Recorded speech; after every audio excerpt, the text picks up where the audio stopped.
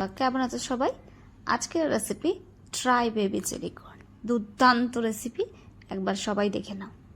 প্রথমে কিছুটা baby corn নিয়েছি আর সেগুলোকে এরকমভাবে ছোট ছোট পিস করে কেটে নিতে হবে।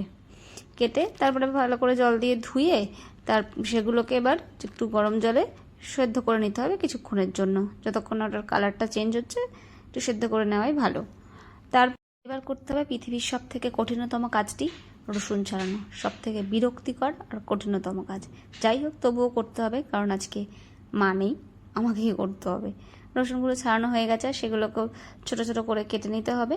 আর পেঁয়াজ, একটা গোটা বড় সাইজের পেঁয়াজ নিয়েছি, নিয়ে এটাকেও ওই বেশি ছোট করব না, জাস্ট একটা পেঁয়াজকে 4 টুকরো করে সেটাকে এবার এরকমভাবে কেটে নিলাম ছোট ছোট করে। সেগুলোকে খুলে রাখতে হবে। 3টে লঙ্কা নিয়েছি, 3টে লঙ্কাকেও একটু বড় বড় করে কেটে নিলাম। বেশি আমি ঝাল খাই না, তাই অল্প লঙ্কা নিয়েছি। আবার একটা ক্যাপসিকামগুলোকে একটু ছোট ছোট করে কেটে নিতে হবে, যাতে তাড়াতাড়ি সেদ্ধ হয়ে যায়। কাটা হয়ে গেছে, কমপ্লিট। আর একটু আদাগুলোকেও একটু কুচিয়ে নিতে হবে। সব কুচানো রেডি, ক্যাপসিকাম, পেঁয়াজ, লঙ্কা, আদা, রসুন। এবার এগুলো কর্নগুলোকে জল থেকে তুলে জল ঝরিয়ে নিতে হবে। নিয়ে তার মধ্যে এখানে নুন আর গোলমরিচ গুঁড়ো দিয়ে সেটাকে ভালো করে মিশিয়ে নিতে হবে নুনটাকে।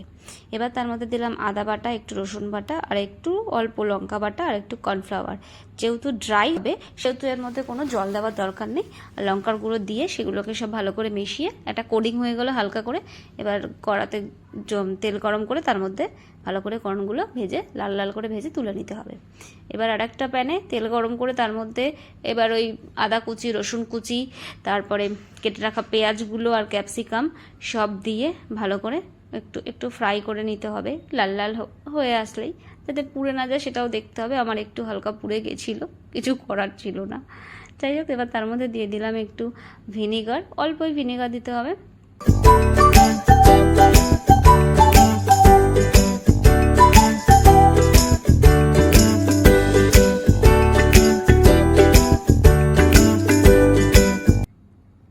এবার সবগুলো একসাথে মিশিয়ে নিতে হবে। আমি আবার চিলি সসটা দিতে ভুলে গেছি। যাই হোক, চিলি সস দিয়ে একটু কর্নফ্লাওয়ার দিয়ে সেগুলো কিছুক্ষণ নাড়াচাড়া করে নিতে হবে।